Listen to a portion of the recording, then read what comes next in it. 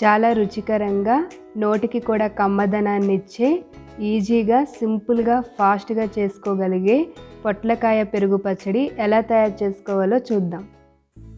ఓం శాంతి. బ్రహ్మ కుమారిస్ సాత్విక ఆహారం ప్రోగ్రాంకి స్వాగతం. ఈరోజు మనం మన నోటికి కమ్మదనాన్ని ఇచ్చి శరీరానికి చల్లదనాన్ని ఇచ్చే పొట్లకాయ పెరుగు పచ్చడి ఎలా తయారు చేసుకోవాలో చూద్దాం.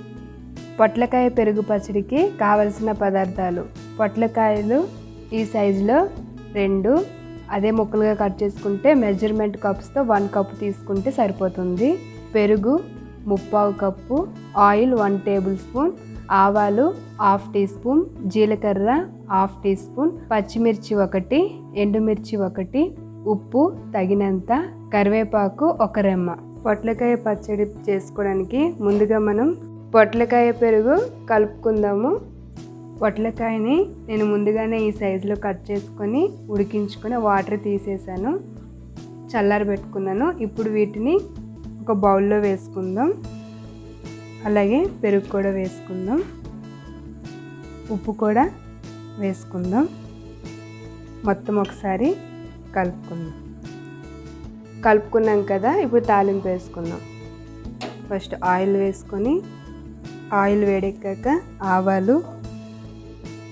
ఆవాలు చిట్టుపట్లాడిన తర్వాత జీలకర్ర, ఎండుమిర్చి, అలాగే పచ్చిమిర్చి, కరివేపాకు వేసి వేయించుకుందాం. తాలింపు అంతా వేగింది. తాలింపు వేసుకొని కలుపుకోవాలి. చాలా సింపుల్గా పొట్లకాయ పెరుగు పచ్చడి రెడీ అయిపోయింది. పొట్లకాయ పెరుగు పచ్చడి చాలా సింపుల్గా రెడీ అయింది కదా. మన శరీరానికి ఇది చాలా చల్లదనాన్ని ఇస్తుంది.